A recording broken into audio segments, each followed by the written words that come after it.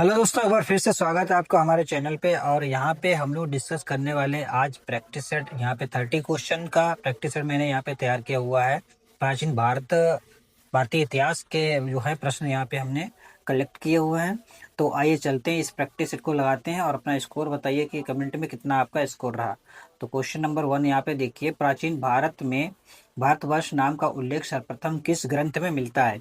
तो यहाँ पे आपके पास ऑप्शन है अर्थशास्त्र, अष्टाध्यायी, महाभाष्य और ऋग्वेद।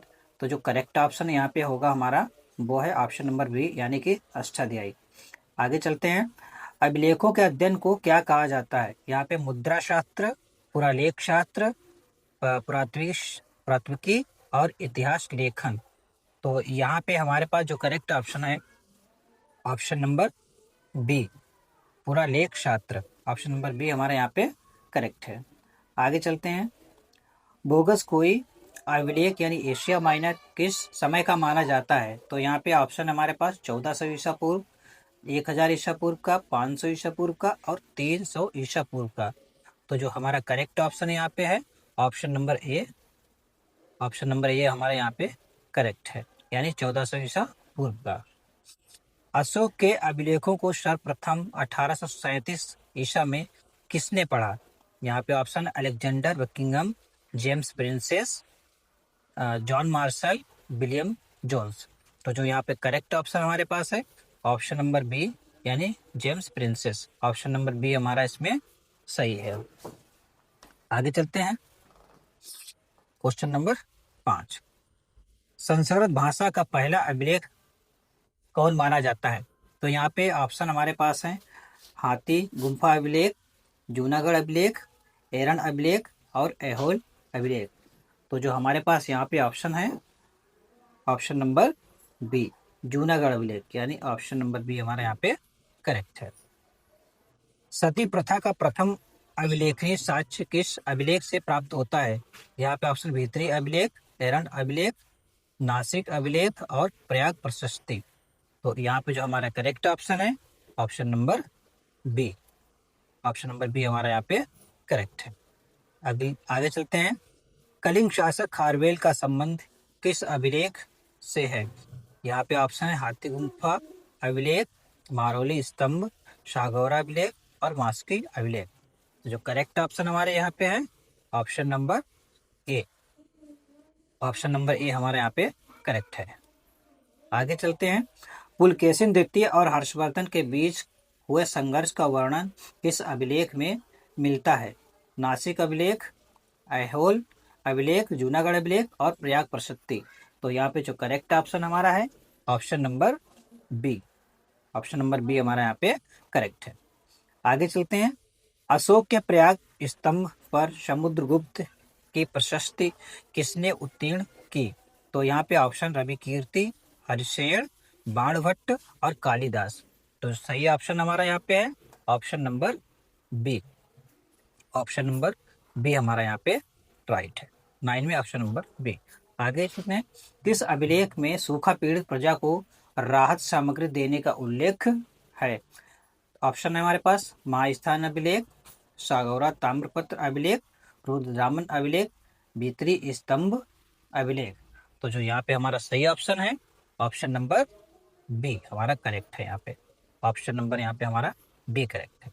आगे चलते हैं।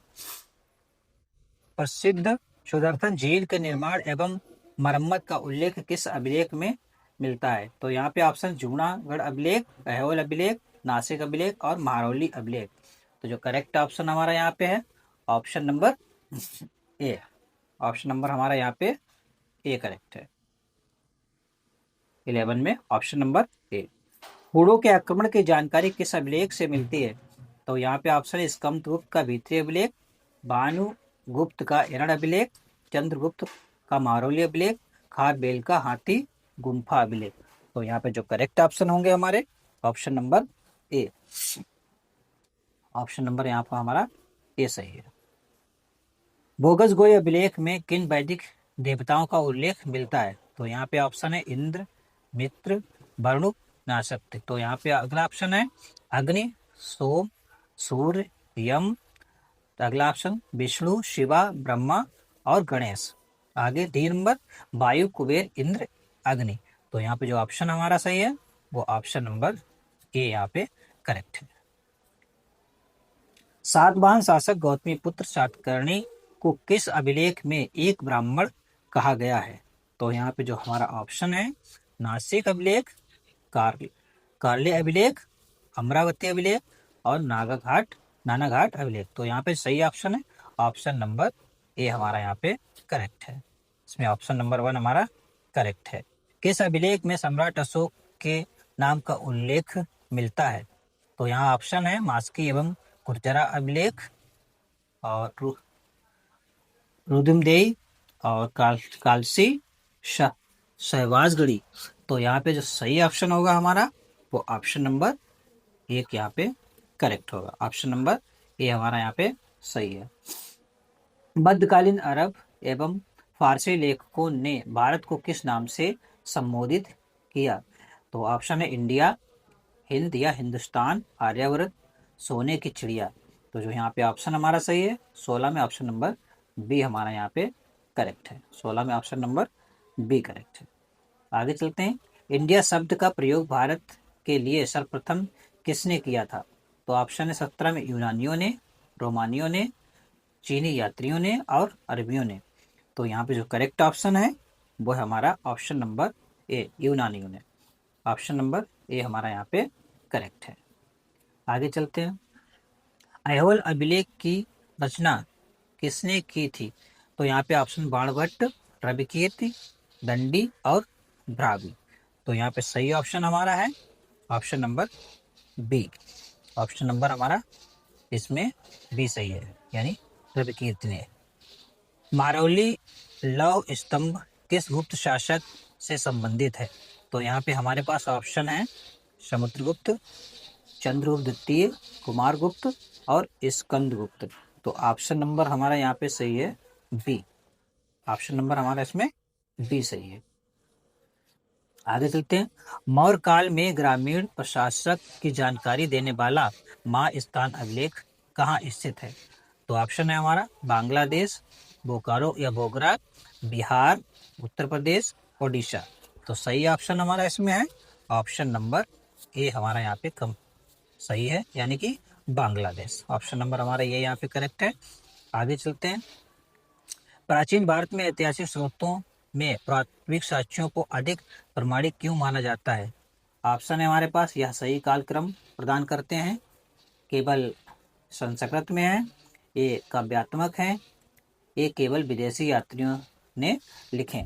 तो यहाँ पे ऑप्शन नंबर जो हमारा सही होगा वो ऑप्शन नंबर सही होगा ए, या सही कालक्रम को दर्शाते हैं, इसलिए ऑप्शन नंबर हमारा 1 करेक्ट होगा। अशोक के अधिकांश अभिलेख किसी लिपि में उत्तीर्ण है? तो यहाँ पे खरोष्टी, ब्राह्मी, ग्रीक और अरामेइक लिपि। तो सही ऑप्शन है हमारा ऑप्शन नंबर बी हमारा यहाँ पे करेक्ट है। सिक्कों के अध्ययन को किस नाम से जाना जाता है? तो यहाँ पे लिख एपिग्राफी, न्यूमिस्मेटिक यानी मुद्रा शास्त्र और पैलियोग्राफी और इथनोग्राफी। तो जो करेक्ट ऑप्शन है ऑप्शन नंबर बी हमारा इसमें सही है। ऑप्शन नंबर बी करेक्ट है, यानी कि मुद्रा शास्त्र। आगे चलते हैं। प्राचीन भारत की स्थिति के लिए चतुः स्थान सहितम शब्द का प्रयोग किन्होंने किया था? तो यहाँ पे ऑप्शन है प्राचीन भूगोलवेत्ताओं ने, विदेशी यात्रियों ने, वैदिक ऋषियों ने, जैन भिक्षुओं ने। तो जो करेक्ट ऑप्शन हमारा यहाँ पे है ऑप्शन नंबर ए, प्राचीन भूगोलवेत्ताओं ने। भारत नामकरण एक वैदिक काल के किस प्रमुख जन के नाम पर पड़ा? तो यहाँ पे ऑप्शन हमारे पास है कुरु, भरत, यदु और अनु। तो correct option option number B, Bharat नाम पर। हाथी गुम्फा अभिलेख के शासक खारबेल के किस धर्म से संबंधित होने का पता चलता है? तो ऑप्शन है हमारे पास बौद्ध धर्म, जैन धर्म, शैव धर्म और वैष्णव धर्म। करेक्ट ऑप्शन यहाँ पे हमारा है जैन धर्म। ऑप्शन नंबर 26 में बी करेक्ट है। जूनागढ़ अभिलेख किस प्रसिद्ध शासक से संबंधित है? तो यहाँ पे रुद्रदामन, कनिष्क, बिंदुसार और अजात शत्रु।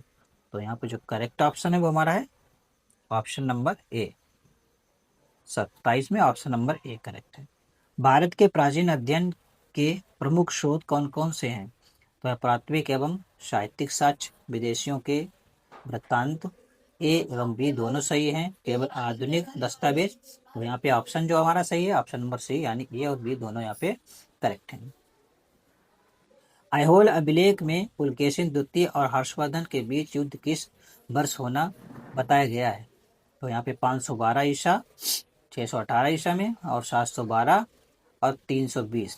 करेक्ट ऑप्शन है यहाँ पे 512 ईसा में, ऑप्शन नंबर ये हमारा यहाँ पे सही है। नेत्तूर एवं उड्डेगोलम अभिलेखों में किस सम्राट का नाम स्पष्ट रूप से उत्तीर्ण है? तो यहाँ पे आपका ऑप्शन है अशोक, चंद्रगुप्त मौर्य, हर्षवर्धन, समुद्रगुप्त। तो ऑप्शन हमारे पास है 30 में अशोक, ऑप्शन नंबर ए। तो यहाँ पे ये रहे दोस्तों आज के 30 क्वेश्चन, बहुत इंपॉर्टेंट है हिस्ट्री को लेकर। अगर अच्छे लगे हो तो कमेंट करिएगा, कोई गलती हो तो उसको जरूर बताइएगा। थैंक यू दोस्तों।